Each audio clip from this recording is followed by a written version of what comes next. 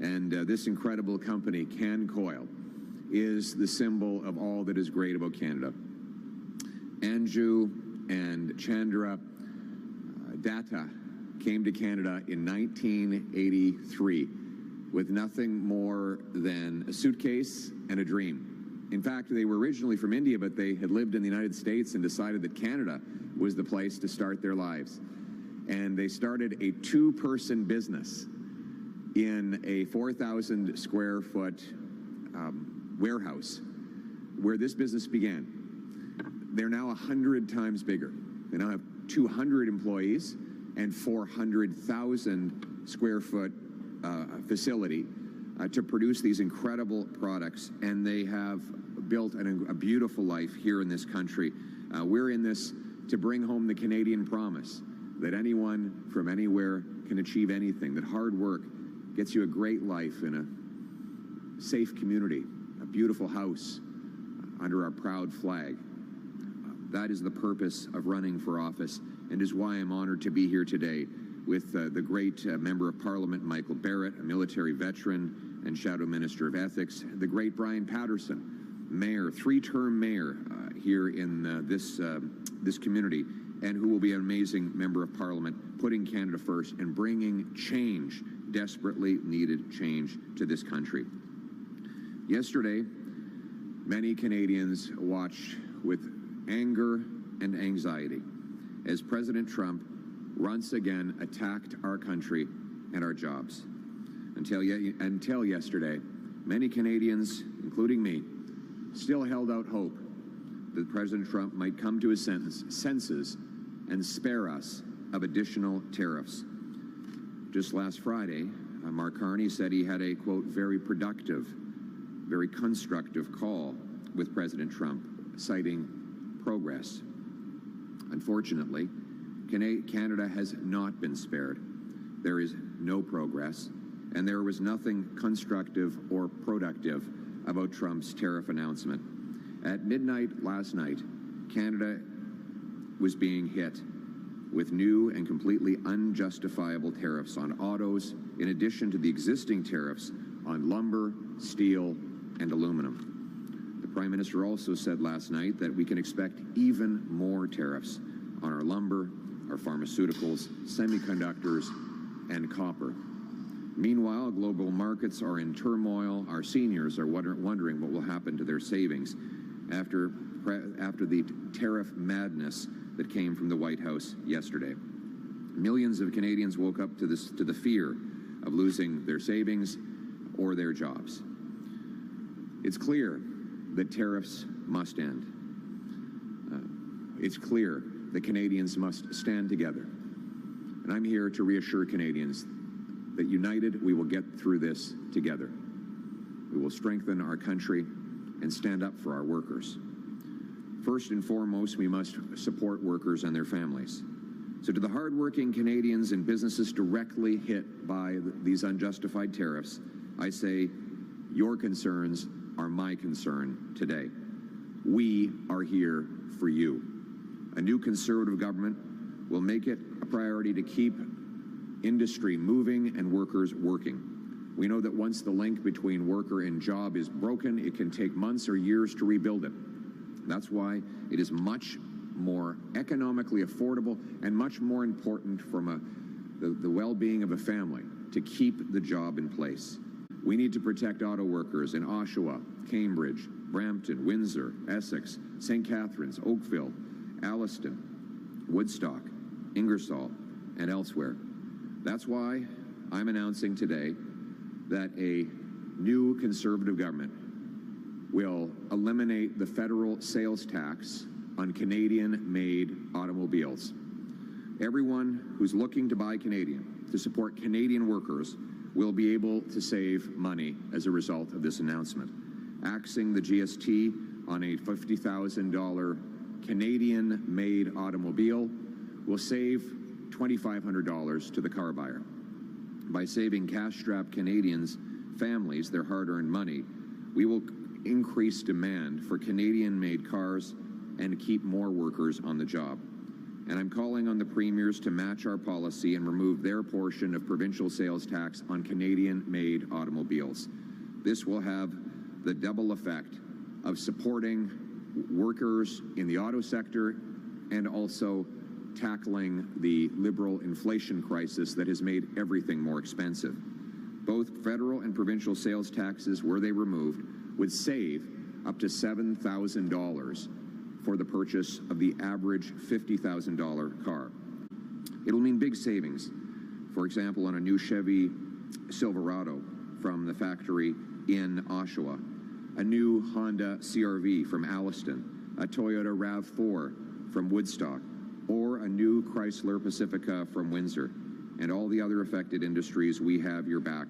We will stand with you. We know that some of these plants are temporarily shut down or are closed for retooling, but we will keep them eligible if and when they do reopen, and we will continue to monitor the list of vehicles made in Canada and add and subtract automobiles from eligibility based on the Canadian content that they have. I announced yesterday as well that a conservative government, a new conservative government, will protect workers for a change.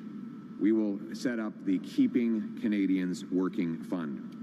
This will be a temporary targeted loan program for businesses directly hit by Trump's tariffs to allow them to keep workers on the job until we get through this tariff madness. We will start with a fund of $3 billion. These will be loans, not expenditures, and we will use the money to lend to companies who are desperate to keep employees on the payroll throughout this period of uncertainty and tariff obstacles, so that those workers can keep working, keep paying taxes, can keep supporting their families. At the same time, I will push hard to end the tariff madness. On my first day on the job as Prime Minister, I will call the President and demand that we rapidly renegotiate the CUSMA agreement on a very tight timeline. That will allow us to find certainty.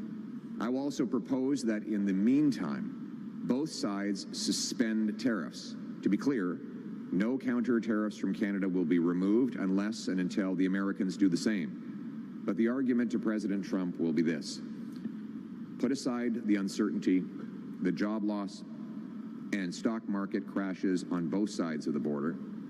Pause the tariffs until we can hammer out a deal. Now, that deal will have to be in the Canadian interest. First and foremost, we will protect Canadian sovereignty. Certain things will be non-negotiable. We will protect our land, our water, our laws, our government, our culture, our language policies, and our borders will always be exclusively under our control. Second, we will demand an end to all tariffs, free trade, both ways. But third, we believe we can convince the Americans it's in their national and security interest to get a deal, because we will use all the proceeds of that deal, all of the economic benefits that flow into the federal coffers, to massively rebuild our military so that we can carry our weight and keep our continent safe. This will create a powerful incentive for Americans to say yes. But, of course, there's no guarantee with Trump. As we're learning, nobody in Canada can control Donald Trump, contrary to many of the suggestions and the unrealistic expectations that some have been setting.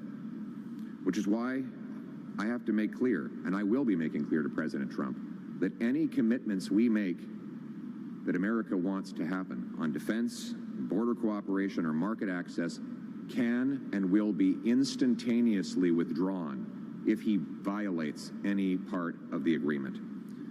We will only uphold our side of the bargain as long as he holds up his side of the bargain. That's how we create the leverage to protect against a president who changes his mind and breaks his word. Still, no one can control President Trump, and no one can predict what he will do. The only thing we can control is what we do here at home. And that's why the best way to stand up to President Trump is to make our economy stronger and more independent from the Americans. The economic plan I've been announcing throughout this election is to unleash our industry, to make it strong, self-reliant, sovereign, so that we can stand on our own 2 feet and stand up to President Trump. My plan will cut income taxes for all Canadians so hard work pays off for a change. We'll eliminate the industrial carbon tax so that we can bring back steel, manufacturing, aluminum, fertilizer, oil and gas, and other heavy industrial products that are the backbone of a modern economy. It will allow Canadians to allow tax-free reinvestment of capital gains, which means that companies can reinvest in beautiful factories that employ Canadian workers like this one. I just spoke to Chandra, who started up this place. All of this stuff, all these machines that these incredible workers operate, that is investment. The more of these machines, the more of these factories we have, the more powerful paychecks we will generate, and the more we will be independent from Trump. A tax-free reinvestment in Canada of capital gains will be like rocket fuel for our economy, allowing us to soar over the American economy. I will axe the sales tax off new homes to get more homes built and create more demand for the Canadian lumber that Donald Trump is attacking. Build Canadian homes with Canadian wood, supporting Canadian loggers and tradesmen. For the last 10 years, the Liberals have had their boot to the neck of our energy sector. But it's not dead yet, and my plan will bring it roaring back to life.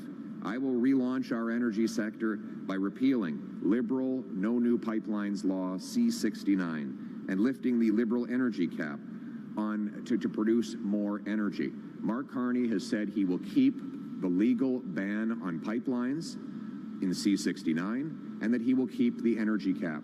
That is economic suicide. It is another reason why President Trump has supported Mark Carney's re-election in this campaign.